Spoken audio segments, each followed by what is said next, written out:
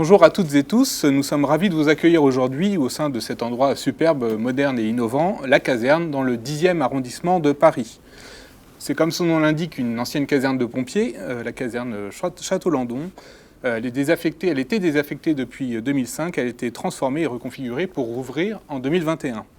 C'est à présent un superbe bâtiment de 4000 m² qui abrite un incubateur de start-up dédié à l'univers de la mode et du design éco-responsable, un bar-restaurant, des bureaux partagés et une toute nouvelle école de management, la Regen School, qui nous fait l'honneur de ce premier rendez-vous de la Regen, cette première table ronde. Alors, les rendez-vous de la Regen, c'est quoi ? C'est un événement qui va bien en fait avec l'esprit des lieux, l'esprit d'ouverture et d'innovation. Et de durabilité aussi, puisque les rendez-vous de la Regen visent à faire dialoguer différents acteurs du changement, des acteurs économiques engagés au service d'une cause commune, la transition écologique et énergétique.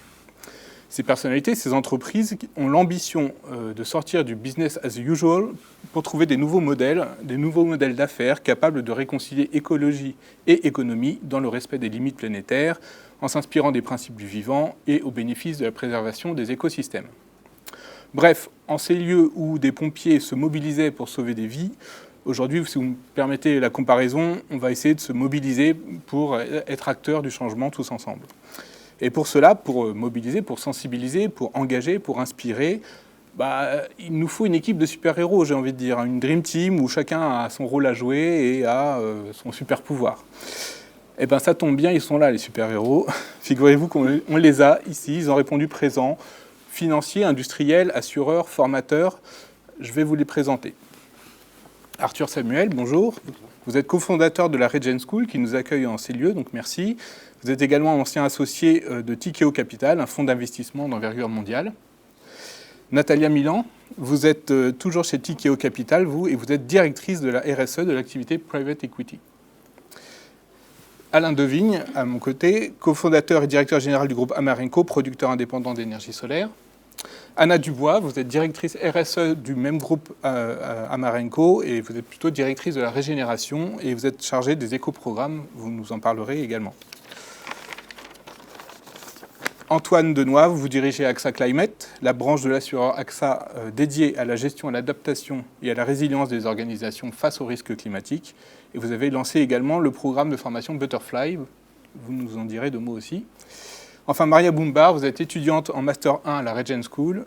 Vous êtes également alternante en communication chez Amarenco. Voici donc l'équipe avec laquelle nous avons passé cette petite heure d'échange, de débat et de partage d'expériences en tentant de répondre à la question comment réussir la mutation des modèles d'affaires pour concilier économie et écologie. Vaste sujet. Et je commence par Arthur pour la première question. Donc vous êtes le cofondateur de la Regen School qui a lancé sa première promotion en 2023. Est-ce que vous pouvez nous présenter un peu cette école et son ambition ?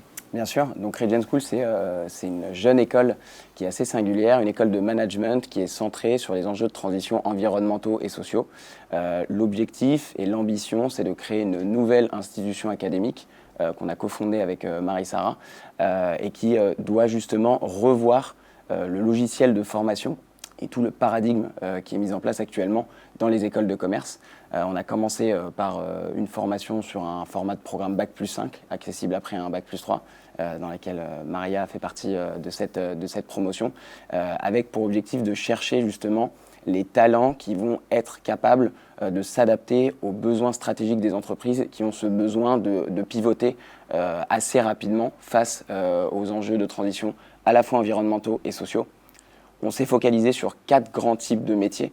La stratégie d'entreprise, le marketing et la communication, la finance et les achats, avec pour objectif vraiment d'être centré justement sur les métiers du management. Et on est parti de ce constat qu'aujourd'hui, justement, la formation qui était une des pièces maîtresses de la transition dans les entreprises ne permettait pas, en tout cas dans les grandes écoles, d'atteindre justement cet objectif. Et donc désormais, on va avoir 120 étudiants à partir de la rentrée prochaine, donc de septembre 2023, avec 3 grandes classes qui vont arriver.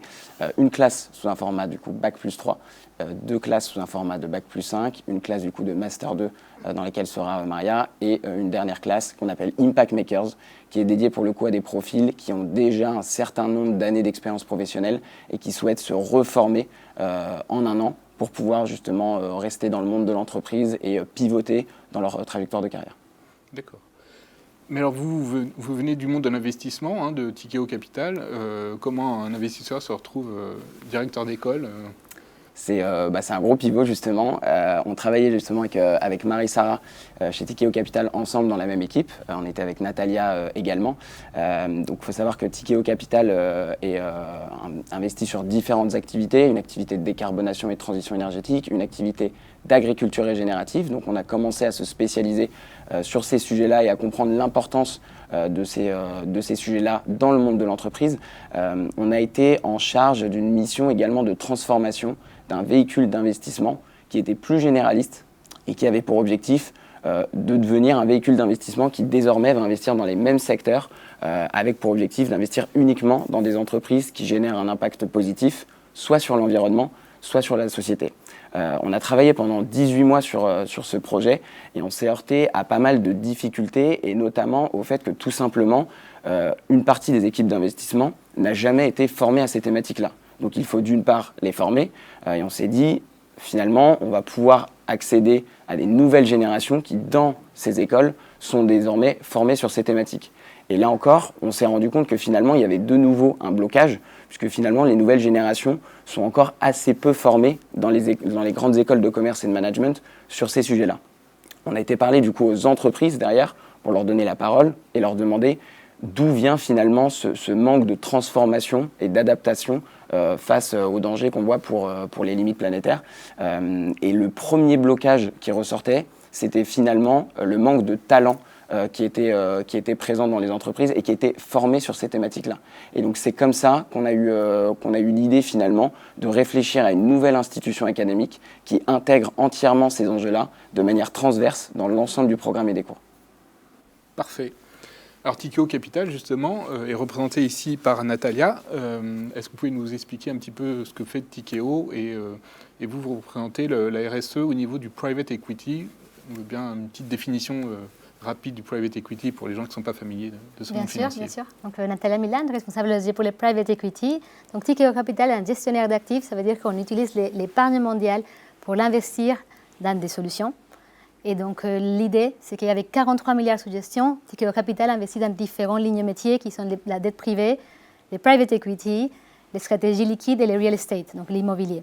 Donc sur les private equity, on investit dans les capitales des entreprises pour accompagner la transformation des entreprises. Et on a développé, comme disait Arthur, des fonds qui ont une thématique durable, comme le thème de la décarbonation ou encore l'agriculture régénératrice, mais on a aussi des entreprises plus classiques avec nos portefeuilles typiquement des growth. Donc l'objectif avec la RSE, c'est justement d'accompagner la mise en place d'une stratégie de durabilité dans l'investissement. Donc on essaye de prendre en compte des critères ESG, environnementaux, sociaux et de gouvernance, tout au long du cycle d'investissement, avec les équipes d'investissement. C'est un point qui est clé, parce qu'une équipe RSE toute seule ne peut pas entamer les changements. C'est vraiment une démarche qui est collective avec l'équipe d'investissement. Et on accompagne également les entreprises en portefeuille, donc c'est le cas d'Amarinco, à renforcer leurs compétences. Par exemple, je me souviens au début, on poussait pour qu'Amarinco ait une personne qui soit responsable du sujet. Et ensuite, également, d'accompagner la mesure de l'impact ou encore la mise en place des politiques et des démarches pour accompagner la mise à échelle de la démarche ESG et d'impact. D'accord. Mais comment vous conciliez, est-ce que vous y arrivez déjà à concilier rentabilité et durabilité avec, avec les besoins d'un fonds d'investissement qui ont besoin d'avoir un certain retour sur investissement? Comment vous faites? C'est une très bonne question. Donc, les Global Impact Investment Network a fait une étude et en 2022, il y avait plus de 300 fonds ou investisseurs qui géraient les sujets d'impact avec 200 milliards sous gestion. Donc, chez Tikeo, on prend un parti, on ne va pas abandonner la performance financière ni l'impact. Pour nos fonds d'impact, on met les deux sujets au même niveau. Et pour ça, on met en place une politique et une procédure qui est assez robuste dans lesquelles on doit d'abord démontrer l'intention d'un investissement impact. Donc, pour tout nouvel investissement, on va aller chercher comment l'entreprise contribue au projet ou à la thèse d'impact du fonds. Ensuite, on va essayer d'aller chercher l'additionnalité, donc comment on met en place des compétences techniques ou alors des moyens financiers pour accompagner l'entreprise à monter à l'échelle. On fait la mesure de l'impact, qui est un sujet qui est clé, même si aujourd'hui on n'est pas tout à fait parfait, parce que c'est un sujet qui est assez nouveau pour les entreprises privées sur les sujets d'impact. Donc on accompagne la mise en place de la mesure d'impact. Et ensuite, il y a un sujet qui est clé, et pour moi c'est le sujet qui est prioritaire, qui est l'alignement d'intérêts. Donc on s'assure que le top management de l'entreprise et l'investisseur aient la même intention de délivrer de la performance financière avec un impact. Enfin, on fait bien sûr la revue indépendante, donc on a aussi l'audit de nos process, mais ça c'est plus pour être sûr qu'on dit ce qu'on fait et on fait ce qu'on dit. Et ce qui est très intéressant, c'est qu'on a mis en place des comités d'impact dans lesquels on vient challenger l'équipe d'investissement pour s'assurer qu'il y a une véritable démarche d'impact. Donc ces comités, ils viennent veiller à que pour chaque investissement, on ait clairement une contribution qui est démontrable et mesurable idéalement. Est-ce que vous avez des exemples d'entreprises en portefeuille à nous raconter en fait alors à Marenco, on en parlera peut-être après, mais sur d'autres, éventuellement, des entreprises régénératives, ce qu'on appelle? Oui, alors effectivement, à Marenco, c'est les meilleurs exemples, donc je ne vais pas vous spoiler parce qu'on va avoir de très bons représentants. Mais il y a aussi des nouvelles entreprises qui sont dans les portefeuilles. Typiquement, on a un fonds qui est dédié à l'agriculture régénératrice. C'est une thématique qui est assez nouvelle, dans laquelle on essaie d'identifier les pionniers du changement. Donc on est assez conscient que le monde n'est pas parfait aujourd'hui, donc on est capable de financer des entreprises qui vont accompagner justement de la transition vers des modèles plus durables. Donc avec Biobest, qui est une entreprise en portefeuille, typiquement, c'est une entreprise qui fournit des alternatives à l'agriculture pour passer d'une agriculture conventionnelle vers une agriculture régénératrice. Donc nous, ce qu'on fait avec eux, c'est évidemment identifier les players de l'impact qui sont là pour accompagner cette transition. Donc les filtres d'investissement est à la fois sur la thématique d'investissement, mais c'est aussi sur l'intention du management. Donc on cherche à avoir des entrepreneurs qui sont dans cette même démarche de régénératrice ou d'impact. Et ensuite, on va les accompagner également à mesurer l'impact de leurs actions. Merci beaucoup. Je me tourne maintenant vers Amarenco. Alors, Anna, on va venir vers vous très rapidement. Je voulais simplement voir avec Monsieur Alain Desvignes de nous présenter. Est-ce que vous pouvez nous présenter un petit peu Amarenco, sa stratégie, son ambition? Très bien, merci beaucoup.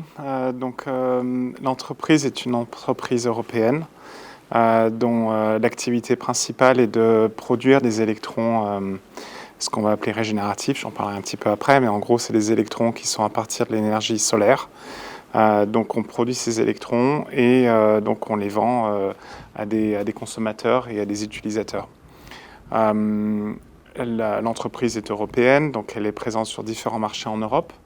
Et donc, la raison première de l'entreprise, c'est effectivement de pouvoir, on va dire, avoir un impact positif sur les écosystèmes vivants à travers ce qu'on appelle donc ces électrons régénératifs. C'est ce qui les différencie. Par nature, l'activité est plus ancrée dans le développement durable, puisque elle a, on va dire, elle réduit les impacts négatifs de l'activité humaine, puisque c'est des électrons solaires. Et l'innovation qu'on a amenée, et on est en cheminement, c'est de les rendre régénératifs, c'est-à-dire vraiment d'avoir un impact positif sur les écosystèmes vivants. Donc on a démarré ce chemin, maintenant ça fait 3 ans. On n'est pas une entreprise régénérative, on a l'objectif, on va dire, on est en devenir. C'est un chemin, on va dire, il est pionnier, donc on a encore énormément de choses à apprendre. On a beaucoup encore d'éveil de conscience, on va dire, sur le chemin qu'il y a à parcourir.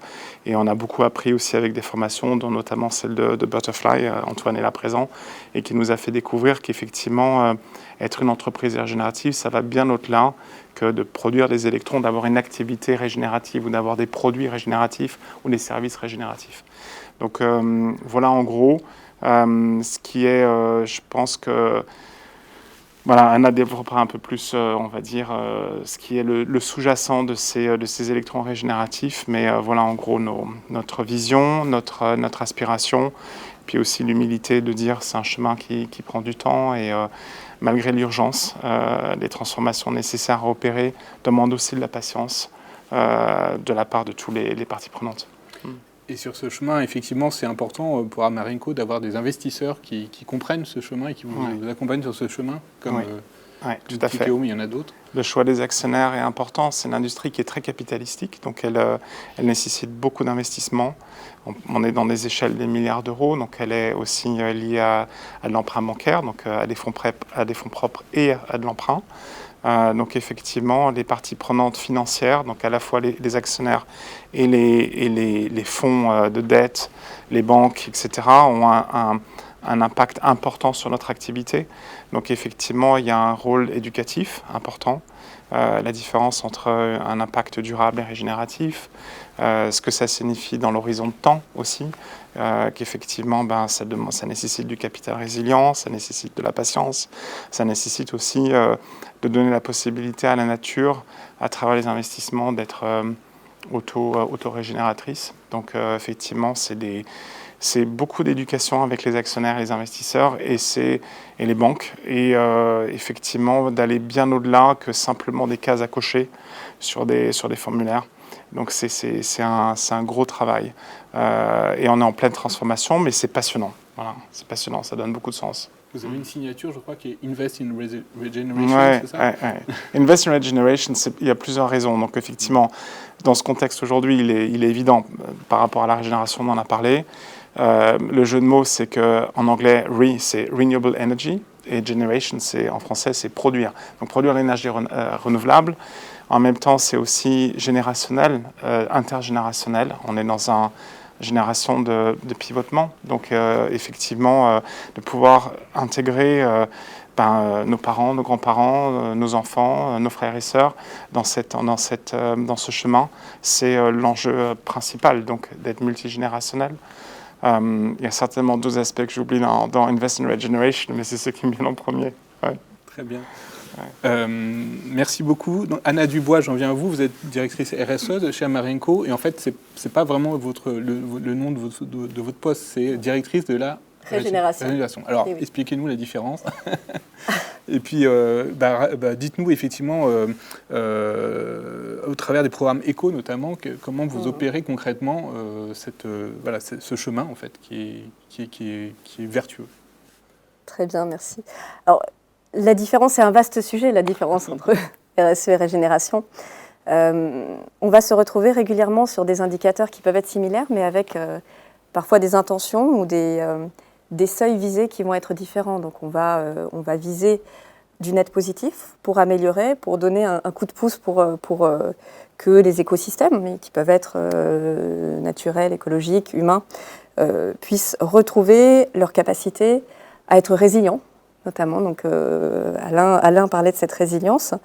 Un des objectifs finaux, c'est qu'ils puissent aussi se développer, pouvoir se reconstituer sans qu'on soit constamment actif dessus. Et alors, le programme ECO, c'est le programme qu'on a développé en interne et qui concrétise la vision de l'électron régénératif. Donc, ça a été la façon de faire, la façon de l'intégrer dans notre activité.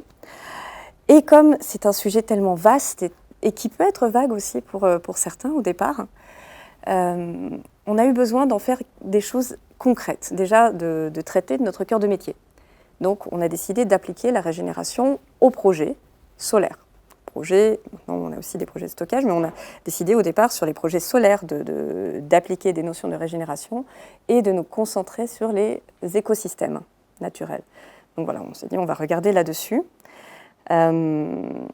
Puis, très rapidement est venu le besoin, d'une part, d'identifier des façons de ne pas dégrader ces écosystèmes pour avoir la chance de les régénérer, et de développer des indicateurs. Donc on a décidé assez vite, il y a plus de 2 ans maintenant, d'un ensemble de 6 indicateurs qu'on va suivre sur nos projets. On a eu aussi, avec le programme ECO, l'ambition dès le départ d'en faire un programme à l'échelle de l'entreprise entière. C'est-à-dire que la vision de régénération qu'on avait, c'était pas de tester, de faire quelques sites qui étaient de très belles vitrines et qui pouvaient le mettre en avant, ce qui est très bien parce qu'il faut faire ces premiers pas. Mais c'était de faire quelque chose qui allait englober l'intégralité de l'entreprise, tout de suite. Donc, pour le faire, eh bien, on a dû commencer petit, justement. On a dû commencer par des pilotes pour se dire, si on veut avoir quelque chose qui englobe tout le portefeuille, on va devoir trouver des solutions, des conditions, un mode opératoire, un mode de financement et des choses qui fonctionnent pour tout le monde, pour qu'au moment où on le déploie, eh bien, ça puisse être pris en main par tout le monde. Donc ce n'est pas le fait d'un département, c'est le fait de toute l'entreprise. Et ça nous a pris 2 ans, 2 bonnes années de travail d'une task force en interne-externe, de projets pilotes. Et depuis le début de cette année, on le déploie progressivement sur tout notre portefeuille, avec donc 8 pilotes au départ et une trentaine de projets aujourd'hui qui ont intégré ECO. Est-ce que vous pouvez nous citer un exemple, un projet par exemple, soit pilote, soit un autre Alors, on en a plusieurs et il y a autant de programmes de régénération qu'il y a de projets. D'accord. Et ça peut être quelque chose qui déstabilise au départ. Ça fait partie de nos modes opératoires. Donc il y a certaines conditions. Par exemple, travailler avec du local, avec des acteurs locaux, avec des écosystèmes, des espèces locales. Mais aussi prendre un pas de recul pour voir l'écosystème global. Donc on regarde des sites solaires. On va se dire, voilà, qu'est-ce qu'il y a au départ comme écosystème, comme plantes. Très souvent, on intervient sur des terrains qui sont assez dégradés. Donc, on va avoir 3-4 plantes principales qui résistent encore, qui arrivent encore à exister sur ces terrains-là. Et on travaille avec des écologues locaux qui connaissent bien l'environnement, qui connaissent bien les fournisseurs aussi de graines et de plants locaux, pour les amener, donc ça c'est un de nos sites pilotes par exemple, vers une prairie, un écosystème, sous les panneaux, et aussi autour des panneaux, qui va intégrer une trentaine d'espèces différentes qui vont s'apporter différents services. Voilà. Super. C'est intéressant, mais pour ça, on l'a un peu évoqué tout à l'heure, il faut des gens qui soient un peu formés en fait et sensibilisés à ces questions. Et chez Amarenco, vous faites attention à ça puisque vous avez parmi vous une brillante étudiante de la Regent School, Maria Boumbar. Comment vous êtes arrivé à prendre cette voie de ce master à la Regent School, notamment, est-ce que vous pouvez nous dire déjà en quoi il consiste ce master? Oui, alors c'est un master intitulé Sustainability Strategy and Management. Donc en gros, on étudie tout ce qui concerne le développement durable, donc les limites planétaires, vraiment tout ce qui a un lien avec l'écologie en général. Sauf que toutes ces informations sont intégrées dans un programme typique, entre guillemets, de business school. C'est-à-dire qu'on a des cours de comptabilité, on a des cours de management, de marketing, etc. Sauf qu'au lieu de faire un marketing standard, on va faire un marketing post-croissance. C'est juste un exemple. Donc c'est vraiment un programme qui est tout à fait conçu et vraiment remodelé pour intégrer tous ces enjeux de transition. Et c'est ce qui fait toute la différence entre la Regent School et une école standard. D'accord. Donc avant d'atterrir à la Regent School, j'ai vraiment la chance de faire partie de la première promo, c'est un honneur pour moi. J'ai eu plusieurs vies. Donc, j'ai fait de la physique fondamentale, j'étais encore en Algérie à l'époque, puis j'ai fait des études anglophones. Entre les deux, j'ai voulu faire de la psychologie, donc je suis une personne très polyvalente. Et dans toute cette polyvalence, j'ai jamais réellement pu trouver ma voie et j'ai jamais été réellement épanouie dans une université ou dans un domaine précis. Donc j'étais un peu perdue jusqu'à ce que je parle à Arthur, qui était un pur hasard. Donc j'ai postulé à une offre d'alternance et j'ai eu Arthur au téléphone. 15 minutes, j'étais convaincue. Donc je pense que sans le savoir, je voulais être à la Regent School. Mais c'est vraiment ce qui s'est passé, c'est vraiment les faits. Je ne le savais pas parce que j'avais une sensibilité qui était passive. Pourquoi passive? Parce que je n'avais pas de levier d'action. Donc je vivais au jour le jour, j'allais à l'université, il y avait tout ce système que je n'aimais pas. Il y avait cette barrière entre l'enseignant qui fait son cours magistral, les étudiants qui sont là, un peu passifs, qui ne participent pas, et j'en avais ras-le-bol. J'en avais marre et je manquais de ce lien un peu humain dans les universités qu'on connaît aujourd'hui. Et donc, j'ai commencé à chercher par-ci par-là et je suis tombée sur la Regent School et c'était un gros coup de cœur d'un plan humain parce que j'ai rencontré Arthur et Marie-Sara lors d'une porte ouverte. Et là, c'était vraiment la révélation. Donc, j'ai vite compris que c'est ce que je voulais faire et ils offrent vraiment l'opportunité de faire quelque chose de concret. Donc, c'était vraiment... Très bien. Et la suite, du coup, ça serait... La suite, donc Arthur m'a aidé à trouver mon alternance chez Amarenco. Il y a un autre coup de cœur, il faut que tu parles d'un Ouais, autre coup de cœur. c'est ça, exactement. Donc il m'a aidé à trouver mon alternance chez Amarenco. Alors ce qu'il faut savoir, c'est qu'encore en Algérie, je voulais faire des énergies renouvelables, donc je voulais me spécialiser en énergétique, chose que je n'ai pas pu faire parce que la spécialité n'existait pas encore. Entre-temps, j'ai déménagé, je me suis installée en France. J'ai arrêté la physique, mais c'est quelque chose qui me trottait toujours dans la tête. Donc les années sont passées, je me suis retrouvée à la Regent School. Et la boucle s'est bouclée quand j'ai commencé mon alternance chez Amarenco. Donc, je suis retombée dans ce domaine que je voulais finalement, en communication cette fois. Mais je me dis que c'est peut-être pas mal parce que la communication, ça permet de rendre la transition désirable. Et c'est quelque chose que j'aime beaucoup et je trouve ça vraiment stimulant. C'est aussi très challengeant. On ne le dirait pas comme ça, mais communiquer la transition, c'est peut-être plus compliqué que faire des actions pour la transition. Donc voilà, je suis ravie et je suis tellement bien entourée que voilà. C'est le jackpot pour moi. C'est vraiment les planètes qui sont alignées. Et alors le marketing post-croissance, chez Amarenco, voilà, c'est quelque chose qu'on entend ou c'est... Alors pas vraiment. En fait, le marketing post-croissance, à proprement parler, on en entend parler nulle part, parce que c'est un concept qui a été inventé, entre guillemets, par l'enseignante qui nous a donné le cours. Mais en gros, l'idée qui se cache derrière ça, c'est vraiment de vendre la sobriété et de ne pas faire de marketing pour le seul but de vendre encore plus et de faire du chiffre et vraiment dans un esprit purement capitalistique. Hyper bonne réponse, hyper politique. T'as complètement dévié. C'est bravo. Franchement, chapeau. Merci. Merci Antoine. Mais justement, on passe à vous Antoine. Vous allez pouvoir parler. Je protège mes arrières. Parce que c'est bien beau de former des jeunes, mais il faut aussi former ou reconvertir ou sensibiliser les personnes. Les personnes, les adultes. Oui, les adultes. Les grands adultes. Donc c'est ce que vous faites notamment au sein de AXA Climate. Ouais. Avec le programme Butterfly. Alors, qu'est-ce que c'est que ce programme ? Alors déjà, pourquoi AXA Climate et la régénération ? En fait, il y a deux chemins qui nous y ont menés en fait en parallèle, mais qui sont arrivés au même endroit. Le premier, c'est qu'en fait, nous, on est une boîte d'assurance. Hein, on est 250, on a un bon tiers de scientifiques. Et nous, notre job, globalement, c'est de montrer le climat sur des cartes à des acteurs économiques. Donc en 2030-2050, on met des cartes, et puis on met des parcelles agricoles, des sièges sociaux et des usines. Et on montre la réalité de la sécheresse, la réalité des vagues de chaleur, etc. Et en fait, on a commencé à faire ça il y a 4-5 ans quand on a lancé l'entreprise. Et en fait, on s'est rendu compte que derrière le carbone et la température, il y avait autant de limites planétaires et autant d'autres cycles naturels qui avaient été cassés. Et donc, on montrait la température, on a montré bientôt l'eau, on a montré l'azote, on a montré l'usage du sol. Et en fait, on s'est pris quoi au visage ? On s'est pris cette réalité qui est l'adaptation climatique, qui est notre mission chez AXA Climate. Elle est systémique, sinon elle n'est pas. C'est-à-dire qu'il ne s'agit pas de résoudre le problème du carbone et après de s'attaquer à d'autres sujets, il s'agit simplement de mettre les entreprises en condition de contribuer à l'adaptation de leur territoire. Parce que simplement, c'est une question de viabilité en fait. Et donc, pour résumer un petit peu ce qui nous a amené à la régénération en tant qu'assureur, c'est qu'on a commencé par se dire que notre enjeu, c'était le risque. Et en fait, on s'est dit, mais en fait, l'adaptation, ce n'est pas le risque. C'est une métamorphose des entreprises beaucoup plus systémique pour leur permettre évidemment de traiter les problèmes climatiques quand ils arrivent, mais se mettre en condition de résilience, de robustesse en continu et d'aller accrocher du positif. Parce que sinon, si tu cumules tous les risques qui nous arrivent, si on les voit juste avec une approche de risque, ça va coûter beaucoup d'argent et ça ne va pas ramener beaucoup de positif. Et donc la régénération, on l'a approchée comme ça, par la science, en fait, cette nécessité de régénérer les territoires. Et en cuisine, l'autre chemin qui nous a menés, c'est en tout cas la mission de vie qui était la mienne quand j'ai lancé Climate, qui était de réduire la souffrance dans le monde du travail. Et en fait, les deux convergent. Tu parlais de social et d'écologie. En fait, à un moment donné, la question qui s'est posée pour AXA Climate, c'est de créer un environnement dans lequel les gens puissent s'épanouir en intégrité. Moi, j'adore ce que tu dis sur toutes les facettes de ta personnalité. Je te souhaite juste de ne pas renoncer à l'une de ces facettes et de pouvoir le dire, de l'exprimer comme tu le fais, ça c'est chouette.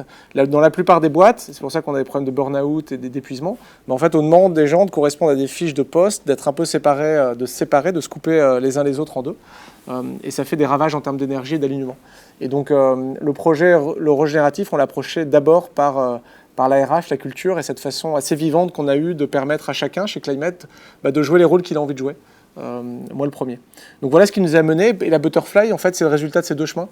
C'est de se dire, en fait, si on veut réussir à mener à bien notre mission, qui est celle de l'adaptation climatique, en fait, il faut qu'on switch. En fait, on déconstruit la paire de lunettes classique et cartésienne qui découpe des problèmes, qui résout des problèmes en silo, qu'on a tous été formés à ça, on va dire, principalement dans nos études, et qu'on aille sur une pensée vivante et une pensée régénérative qui pense le lien, qui pense la systémie, qui pense le complexe.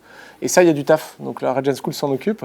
Et Butterfly, ça a été notre façon d'aider les dirigeants dans les entreprises et puis les gens, en effet, les adultes qui ont déjà commencé leur activité, à faire un exercice de déconstruction de pensée. Et donc, c'est 10 semaines, on prend une cohorte de 100 à 250 et on regarde des entreprises qui ont déconstruit des choses et puis on fait nous-mêmes l'exercice de déconstruire notre façon. Donc, par exemple, on se dit que c'est quoi de voir un collaborateur comme un sol ? On pose comme ça des exercices de pensée qui nous amènent à regarder notre entreprise plutôt comme un organisme vivant que comme une grosse machine dont il faudrait optimiser les rouages. Ça a donné Butterfly School, dont c'est la 6e ou 7e cohorte, qui nous permet d'œuvrer à cette nouveau type de pensée, pour in fine, parce que quand même in fine, c'est quoi le sens pour nous, d'amener les organisations, un maximum d'organisations en état de résilience et de robustesse. Parce qu'il y a de plus en plus de risques, on rentre dans des grandes fluctuations, et donc on ne veut pas des machines optimisées, on veut des organisations, des modes de fonctionnement qui tiennent et qui permettent d'être solides. Et alors en tant qu'assureur cette fois, si vous enlevez votre casquette formation et vous mettez la casquette d'assureur, vous êtes aux premières loges, on le voit bien dans l'actualité sur les risques climatiques. Quel rôle vous jouez au sein de la Dream Team avec le financier, avec l'industriel? C'est une super bonne question parce que c'est mon exploration des 4 prochaines années, ce sujet de l'assurance. Parce qu'en fait, l'assurabilité, c'est très intimidant. C'est un sujet qui est compliqué à prendre.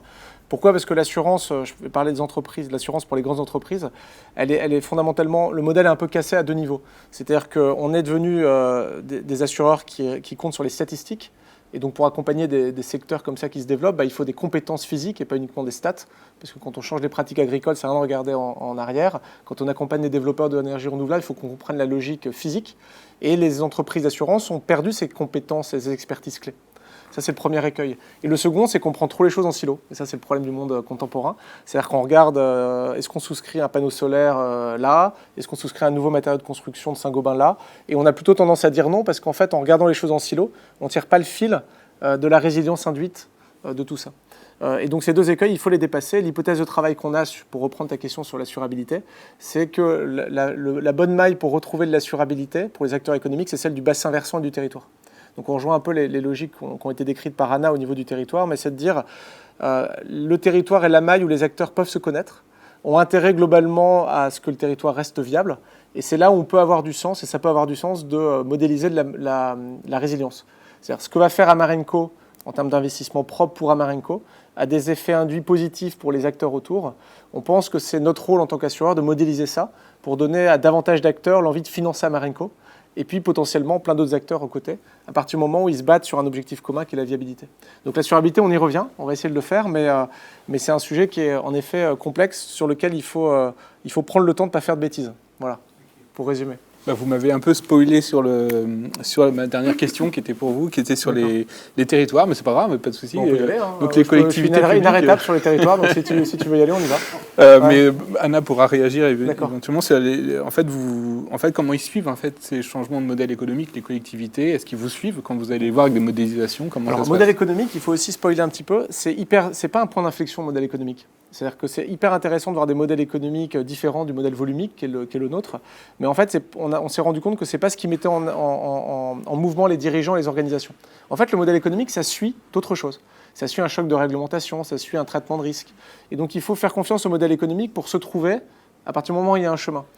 Et j'aime bien cet exemple parce qu'il est assez simple, tout le monde le comprend, tout le monde boit du lait, même si les adultes ont moins de lait que les enfants. Mais globalement, c'est l'exemple de Bell et c'est le métier d'acheteur. En fait, la façon assez classique de voir le métier d'acheteur dans une boîte, c'est un métier très transactionnel. Globalement, tu vas voir ton producteur de lait, tu négocies le prix du lait chaque mois et tu dis 110, il dit 90, vous tapez dans la main à 100. C'est entre guillemets assez pauvre et très transactionnel. L'idée d'une métamorphose régénérative d'un métier comme ça, c'est de se dire, si on change le regard de l'acheteur et si on lui dit, en fait, ton objectif n'est pas de frictionner et de négocier le prix du lait à l'euro près, on fiche le prix du lait à 5-6 ans, ton métier devient d'aider le producteur en lait à continuer à être un producteur de lait en France dans 15 ans. Et donc là, tout change, parce que c'est vraiment le tu grandis, je grandis. Et donc un acheteur qui est beaucoup plus épanoui, parce qu'il se lève le matin en se disant, en fait, je vais aider celui que j'ai en face de moi. Ça nécessite de chambouler tout économiquement. Parce qu'en fait, si tu gères ton achat de lait à optimiser à la virgule, ça ne marche pas. Si tu es comme Bell, un acteur qui accepte d'être un peu plus patient sur le retour et d'être là pour aussi qu'il y ait une viabilité de la production du lait en France, si tu figes et t'explicites cet objectif plus stratégique pour la boîte, tu es capable de figer le prix du lait sur 5-6 ans au départ et de réenchanter le quotidien de tes collaborateurs et de faire en sorte de rester en France dans plusieurs années. Mais c'est ce type d'exemple d'une métamorphose régénérative qui est intéressante. Et après, le modèle économique, il suivra. Mais alors, le prix du lait, c'est une chose, mais le prix de l'électron, j'ai envie de dire, comment vous travaillez, vous, avec les acheteurs sur les territoires pour justement... Ce qui est très intéressant sur ce qu'Antoine partage, c'est l'alignement des horizons d'investissement pour avoir l'alignement des retours sur investissement économique, écologique, social.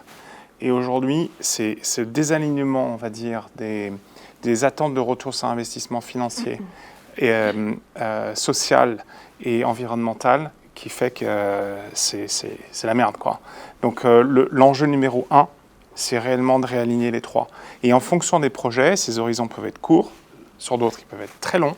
Et donc il faut du capital résilient, il faut du capital agile, et il faut effectivement que l'ensemble des acteurs soit très clair sur les horizons de temps par rapport aux différentes attentes de retour sur investissement. Donc je dirais que la clé, elle est vraiment sur cette partie-là. Et pour aller dans le sens, c'est aussi, il y a la patience du capital, l'alignement, et il y a l'ancrage territorial. C'est-à-dire que la question hyper intéressante, maintenant que j'aime bien poser aux dirigeants des grosses boîtes, c'est où habites-tu ? Quel est ton territoire ? Et en fait, les boîtes qui bougent le plus sur ces sujets, c'est des boîtes qui sont fondamentalement ancrées déjà sur un territoire. Moi, j'adore Michelin. Et c'est pas un hasard que Michelin soit innovant sur plein de sujets. Ils sont ancrés à Clermont-Ferrand. Ils ont un rôle explicite depuis qu'ils existent sur un territoire donné. Et donc, je pense que l'enjeu, après des années de mondialisation, on va dire, c'est de réancrer les grandes boîtes dans des territoires sans renoncer à plein de mutualisation au niveau plus global, mais de leur poser vraiment la question de leur territoire. Quel est ton territoire ? C'est une question fondamentale. Donc, c'est vraiment une connexion entre une pensée systémique, holistique, on va dire, donc effectivement avec une vision vraiment large, et en même temps avec un ancrage très local, très profond, très racinaire finalement. Et quand on arrive à intégrer les deux, jackpot. Et c'est vraiment pour ça on parle souvent, je crois que c'est dans la formation Butterfly, on parle souvent de pensée générative ou régénératrice, parce que tout démarre de là. On parle souvent de posture physique, mais en réalité, la posture du mental, elle est fondamentale. Comment est-ce qu'on oriente le mental ? Quand on écoute Antoine, on voit très bien, effectivement, que c'est une autre approche de création de valeur partagée, et qui démarre vraiment au niveau de l'intention, de la conception d'une vision très large, et après qui vient vraiment s'ancrer profondément dans le territoire, très profond. Ouais. Là, tu peux nous dire merci, parce que c'est quand même très beau cet échange. Est-ce que Anna voulait c'est un vrai cadeau, en fait. Oui, c'est vrai. T'as prévu le chèque, d'ailleurs, là. c'est filmé, donc c'est parfait. Anna, vous vouliez éventuellement intervenir sur le... C'était déjà très très riche. Hein, on a eu beaucoup de concepts. Il y a quelque chose qui est ressorti dans ce que vous venez de dire et dans ce que tu disais aussi, c'est l'intention. Et la notion d'intention, elle est clé. Un acteur du solaire, naturellement, va aller se connecter avec beaucoup d'acteurs très différents et beaucoup d'acteurs du territoire. Pour développer un projet solaire, ça prend au moins 3 ans. Donc, et ces 3 ans qui sont nécessaires justement pour créer ce projet, son acceptation, pour être sûr qu'il apporte de la valeur, pour être sûr qu'il ne va pas dégrader certains éléments de valeur aussi. Et ça, c'est quelque chose qu'on sait faire par défaut. Par contre, l'intention d'apporter de la valeur au bassin versant, de penser résilience de l'écosystème au-delà d'une centrale ou d'une résilience économique, ça, c'est une intention, c'est quelque chose qui est très nouveau. Et quand on a commencé à travailler là-dessus, on s'est rendu compte qu'on a dû ouvrir encore plus le champ des acteurs du territoire avec qui on se connectait. Et qu'il y avait des organisations avec qui on n'avait jamais été en contact et qui venaient intégrer des dialogues et des échanges. Donc ça aussi nourrit l'ancrage et nourrit la richesse. Mais ce n'est pas anti-économique. Là où je vous rejoins, c'est qu'en fait, c'est une question de patience. C'est-à-dire qu'en fait, tu comprends que plus tu es ancré, plus tu as intérêt à la viabilité des acteurs qui t'entourent. Et qu'in fine, c'est ta clé de viabilité à moyenne et à long terme. Donc en fait, c'est un calcul qui est gagnant-gagnant. En fait, à partir du moment où tu poses cette temporalité un peu différente. À propos de temporalité, j'ai entendu tout à l'heure la patience du capital. Natalia, alors c'est mon ticket ça. Natalia, est-ce que vous avez la patience du capital ? C'est un très bon point. Donc, en private equity, c'est un métier qui est très capitalistique, comme vous l'avez très bien évoqué. Par exemple, avec notre fonds d'agriculture régénératrice, on a fait un travail de repenser les financements d'une manière différente. On sait que pour accompagner la transition à échelle, on avait besoin de faire quelques compromis. Et donc, on a prolongé la durée de vie d'un investissement classique qui, en private equity, un fonds a une durée de vie de 10 ans à 12 ans. Ça paraît peu, mais en fait, c'est pas qu'on a fait vers l'avant. Ça nous met plein de limites parce qu'il y a des investisseurs qui vont nous challenger pourquoi 12 et pas 10. Mais par contre, nous, ça nous met dans une position plus confortable quand on va accompagner un entrepreneur qui a besoin de capital un peu plus patient pour accompagner justement ces changements. Donc, c'est ce type d'initiative qui montre qu'il y a une forte volonté, même si on est dans un métier qui est assez classique, d'aller un peu plus loin et d'être dans une démarche un peu plus innovante et à impact. Arthur, vous voyez que tous ces concepts, ces nouveaux concepts, ces façons de faire, en fait, c'est nouveau et c'est ça que vous enseignez à la Regent School? C'est ça, et un des enjeux majeurs pour nous, c'est vraiment de rester connecté avec la pédagogie d'un côté et en même temps le monde de l'entreprise ou des organisations, parce qu'on travaille aussi avec beaucoup d'associations, des ONG, des grands groupes, des petites structures. L'objectif, c'est justement d'arriver avec ces nouveaux concepts qui sont assez innovants et qui peuvent parfois détonner dans certaines organisations. Donc bien évidemment, il y a des organisations comme AXA Climate ou comme Amarenco qui ont beaucoup plus de facilité à accueillir certains de nos étudiants et justement à comprendre tout ce qui est enseigné chez nous. Ce n'est pas forcément autant le cas dans l'ensemble des structures. Et donc tout l'objectif pour nous, c'est de rester bien connecté avec les entrepreneurs, les entreprises, les organisations, pour essayer de comprendre aussi quels sont les points de blocage chez eux, bien leur faire comprendre également qu'est-ce qui va être enseigné chez nous, et essayer justement pour que les étudiants aient un maximum d'opportunités d'incarner justement ce qui est enseigné chez eux et d'être toujours bien connecté du terrain et pas déconnecté de ce qui pourrait être fait en pratique. Et justement, comment vous travaillez ensemble, des comités de pilotage? Est-ce que les gens de chez AXA viennent donner des cours ou chez Amarenco? Comment ça se passe concrètement? Pour en parler, je laisse Arthur répondre à ces questions. Alors Antoine vient dans une semaine oui, car il fait une conférence déjà. Non, mais on accueille aussi une alternante, ouais. Lorraine, et donc on a plein d'échanges et on fait vraiment partie de la même famille et du même écosystème. En fait, c'est vraiment une joie de pouvoir bosser sans être transactionnel comme ça entre nous. On parlait de services rendus réciproques, c'est chouette. Et ça marche plutôt bien. Complètement. Et c'est des échanges qui se font avec tout le monde. C'est-à-dire que c'est pas forcément le tuteur d'une personne avec qui on va échanger de manière très transactionnelle pour dire est-ce que vous pouvez cocher la case de savoir si cette étape a été validée ou non. C'est beaucoup plus en fait une discussion, une construction. Lorraine, elle est impliquée sur différents aspects dans ses métiers, différentes personnes. Et donc c'est un échange qui se fait avec l'ensemble de l'organisation. Et c'est hyper riche en fait pour nous de prendre aussi tous ces retours d'un point de vue même pédagogique sur ce qui est fait justement chez eux, ce qu'on pourrait mettre en place chez nous, ce que Lorraine aussi a appris chez eux, qui pourrait être mis en place. Donc c'est tout ça un peu qu'on essaye de faire avec ce genre de structure. C'est un peu de la coévolution en fait dynamique. Et pour être hyper concret, nous on fait pas mal d'études de cartes scientifiques à 2030 pour les boîtes. Et en fait, on est hyper contente et on les incite à les partager, à les donner aux maires du coin, aux petits acteurs qui n'ont pas de quoi financer ces études scientifiques. Donc la régénération, c'est aussi une transgression en fait, de pas mal de choses, dont l'idée du don. En fait, on est plus en capacité de donner parce qu'on partage en fait un sort commun qui est, j'y reviens toujours, mais la régénération du territoire dans lequel on habite et qu'on travaille. Et pour travailler dans un fonds d'investissement, est-ce qu'on est passé par la Regent, ça pourrait fonctionner avec votre scope RSE comment ça se passe? Clairement, et peut-être Arthur, tu peux compléter la réponse aussi, mais l'idée c'est que quand on est, comme tu disais en introduction, dans une équipe ESG en private equity, on doit mobiliser toute l'équipe d'investissement pour que tous on aille dans la même direction. Et ce n'est pas toujours facile quand on n'a pas cette formation qui est ancrée dans la culture de l'entreprise. Donc l'objectif et mon rôle à moi, c'est aussi de sensibiliser l'équipe d'investissement. Et au fur et à mesure, je l'ai vu, depuis 5 ans que je suis arrivée chez Tikeo, je n'ai pas le même niveau de discussion qu'au début. Maintenant, j'ai l'impression que les gens ont vraiment une mindset qui est assez claire sur les thématiques d'impact et c'est beaucoup plus facile de discuter. Mais ça, c'est aussi beaucoup sur la formation que ça se joue. Mais toi, tu peux donner ton témoignage. Non, mais complètement. Faut se dire que déjà, avec Marie-Sara, justement, le projet aussi est né de réflexions qui venaient aussi justement de Tikeo Capital. On avait la chance aussi d'être dans un environnement chez Tikeo Capital qui a été assez pionnier sur ces sujets-là. Le premier fonds de décarbonation, il a été monté en 2018. 2018, ça peut paraître pas si lointain. En réalité, à ce moment-là, il y avait quand même très peu de fonds d'investissement qui se dirigeaient vers ces sujets-là, qui étaient considérés peut-être comme pas résilients, pas attractifs. Et donc, c'est un vrai enjeu de convaincre les investisseurs qu'il y a suffisamment aussi d'entreprises qui sont en état d'être accompagnées sur ces enjeux-là. Et donc, nous, on pense que c'est sur ces métiers qu'il y a aussi énormément de choses à faire. C'est pour ça que c'est une de nos quêtes majeures. Faut se dire qu'un fonds d'investissement comme Tikeo Capital a un effet en fait, de levier et d'impact qui est immense de par son positionnement et tous les capitaux qui sont dirigés. Donc si on arrive à diriger ces capitaux-là justement vers des entreprises à impact positif, vers des entreprises qui ont pour but de devenir régénératives, c'est ce qui fait aussi que ces entreprises-là vont pouvoir accélérer sur leur thématique. Écoutez, moi J'aime beaucoup cette Dream Team. Je trouve que vous connaissez bien. Vous êtes un écosystème. Et on t'a adopté, tu sais. C'est gentil. T'es avec nous maintenant.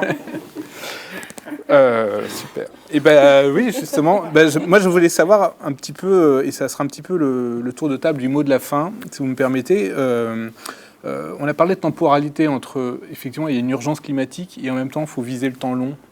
C'est compliqué, c'est un état d'esprit qui s'apprend du coup et qui après on va appliquer en entreprise. Qu'est-ce que vous avez envie de dire à vos collègues, vous en tant qu'acteur du changement, à vos collègues assureurs, qu'est-ce que vous avez envie de dire aujourd'hui, quel message vous voulez faire passer sur ces sujets? En fait, ta question est géniale, en fait, parce que c'est complètement lié. En fait, on est, je sais plus, j'avais un ami catholique qui m'avait dit le diable a deux outils, l'urgence et l'uniformité. Et pourquoi l'urgence? Parce que ça nous empêche de réfléchir. Et donc en fait, on est comme dans des hamsters dans la roue, on accélère en mode automatique, t'en parlais, le mode automatique, etc. Et en fait, c'est ce qui nous amène à casser la planète. Et donc à mon avis, c'est le même mouvement qui amène chacun à davantage réfléchir à ce qu'il fait, à faire moins de choses, à mieux les faire dans un temps plus long. Donc moi, le message que j'ai, c'est d'insister, de commencer vraiment par le basique du temps et du temps alloué dans la journée pour chacun. Où est-ce que vous mettez votre temps et comment vous arrivez à davantage donner du temps à la réflexion pour probablement faire moins de choses, mais les faire mieux. Parce que je pense moi j'en témoigne, hein, j'ai beaucoup de joie chez Climate parce que j'ai retrouvé la maîtrise de mon temps et la capacité à davantage réfléchir à ce que je fais. Donc je fais beaucoup moins de choses, j'embête beaucoup moins les équipes avec des idées farfelues de patron, mais je suis beaucoup plus attentif à ce qui est en train de se passer et d'accompagner ce qui se passe plutôt que d'essayer d'inventer des nouvelles choses. Donc c'est vraiment une question une déconstruction de l'emploi du temps, de l'agenda de chacun, et de réfléchir à quel temps et quel espace vous avez pour réfléchir. Merci. Chez Amarenco, Anna, votre message aux autres acteurs de votre filière, notamment, ou aux équipes? Alors, oui, il y a beaucoup de monde. Alors, aux acteurs de la filière, c'est qu'il y a beaucoup de choses qui peuvent être faites, que concrètement, on peut avoir des impacts qui peuvent être énormes. Il suffit de se poser beaucoup de questions et de vouloir aller au-delà d'un développement simple, on va dire. Sinon, mais le message, c'est que il faut commencer, il faut agir, il faut faire des choses. On ne va pas être parfait tout de suite. La régénération, c'est difficile de dire que c'est un point d'arrivée où on veut tous, qu'il y a un endroit et ça y est, quand on y sera arrivé, on aura atteint cet indicateur, on sera régénéré. Non, c'est plus complexe. Donc il faut poser les premiers pas. On n'aura pas le luxe de se dire que notre action va avoir un réel impact pendant très longtemps. Donc il faut le faire maintenant. Et il faut le faire en sachant que ça ne va pas être parfait, qu'on ne va pas avoir l'impact parfait, mais en ayant confiance aussi dans la capacité de la nature, des écosystèmes humains, écologiques, de gagner en résilience. Donc voilà, cette confiance dans la résilience. Merci. Alain Desvignes. Je crois qu'elle a très bien résumé. Oui, franchement, c'était parfait. Honnêtement, je ne vais rien rajouter. Ça, normalement, c'est la dernière conclusion. Hein. Ouais. Non, il y en a d'autres. On termine par la plus jeune. Par moi, pas plus. Non, franchement, vraiment top. On est en phase. Arthur? Moi, je pense qu'il y a pas mal de choses qui me viennent en tête. La première chose, c'est que nous, on dit souvent que quand on se présente, on est une école de management qui est centrée sur les enjeux de transition environnementaux et sociaux. Dans 10 ans, il faudrait qu'on dise qu'on est une école de management, parce que ça devrait être standard finalement d'intégrer l'ensemble justement de ces compétences dans le logiciel de formation de l'ensemble des écoles. On pense que c'est clé. Et je pense que le deuxième sujet, c'est vraiment, ça rejoint ce que dit Anna, c'est de se lancer. Et on parle souvent du courage du dirigeant, mais c'est un peu le courage de manière générale des organisations, de déjà tester des choses. Et de pas justement se dire, si on se lance sur cette thématique, il faut qu'on soit parfait derrière. Alain le disait, en fait, aujourd'hui, la visée, c'est d'être une entreprise régénérative. Et il n'y a personne qui va venir voir Amarenco en disant « Vous n'êtes pas encore aujourd'hui une entreprise régénérative à 100% parce qu'il y a tel aspect que vous pourriez encore améliorer. » Et personne, justement, chez Amarenco ne dit « Oui, il n'y a aucun aspect qu'on peut améliorer. » Et donc, c'est de l'amélioration continue. Et l'objectif, c'est vraiment déjà de tester des choses, d'avoir le courage d'y aller. Et c'est comme ça, justement, qu'on va réussir à chacun un petit peu progresser. Merci. Natalia? J'ai envie de dire que je suis complètement d'accord avec vous. Pour moi, la question clé, c'est de commencer à agir. C'est un point qui est essentiel. Et pour le faire, notamment en tant qu'investisseur, c'est en se mettant en question et aussi en disant est-ce qu'on ne peut pas être en mesure de faire rimer profitabilité et durabilité. Et donc s'assurer que les entreprises dans les portefeuilles soient accompagnées à la fois sur la performance financière, mais également sur d'autres enjeux qui sont essentiels pour assurer la résilience. Donc je suis complètement d'accord avec les points qui ont été évoqués et puis je pense que l'intention pour moi c'est le sujet qui est clé. Encore une fois, je répète, mais c'est s'assurer que quand on investit dans un entrepreneur, on investit aussi dans une volonté de transformer pour avoir cette transition écologique et énergétique. Merci. Et le fin mot de la fin revient à Maria. La meilleure pour la fin. La meilleure. Non, je plaisante. Alors si je pouvais dire une seule chose, c'est vraiment d'encourager les jeunes à se lancer et de ne pas avoir peur. Parce que c'est vrai que nous, on baigne un peu dans le milieu, enfin certains depuis plus longtemps que d'autres. Moi, j'arrive tout juste dans le monde de la régénération, mais c'est vrai qu'il y a quelques mois, le sujet ne me parlait absolument pas. Donc je n'avais aucune idée de ce qu'était la régénération. Comme je l'ai dit, j'ai toujours été sensible aux questions environnementales et sociales, mais je ne savais pas du tout ce que c'était. Donc vraiment, il y a toujours un moment T où les choses commencent et il ne faut pas avoir peur de se lancer. J'ai eu le courage de le faire grâce à Arthur. Je le remercie d'ailleurs devant vous parce qu'il m'a vraiment donné ce déclic dont j'avais vraiment besoin. Et j'encourage vraiment le jeune à être curieux et vraiment à chercher et à essayer de se poser les questions qu'il faut. Parce que comme vous le disiez tous, c'est le moment d'agir et c'est maintenant que ça se passe. Donc si on veut construire demain, c'est maintenant. Le message est passé, je pense. Voilà, ces premiers rendez-vous de la Regen touchent à leur fin. Nous espérons qu'ils vous ont appris et qu'ils vous ont inspiré, en montrant comment des acteurs variés peuvent œuvrer ensemble à impulser les changements nécessaires face aux crises climatiques et énergétiques de notre époque. Merci à tous nos invités présents sur le plateau, ainsi qu'au public venu, notamment des étudiants de la Regen School. Nous remercions également les équipes de la direction de la caserne et de la Regen School qui nous ont permis de nous réunir ce soir, ainsi que les équipes d'Amarenco. Nous remercions enfin toutes les équipes de l'agence Comnext pour le conseil, la réalisation technique de cette soirée et la restitution vidéo. Nous vous disons à très bientôt pour un prochain rendez-vous de la Regen. Au revoir.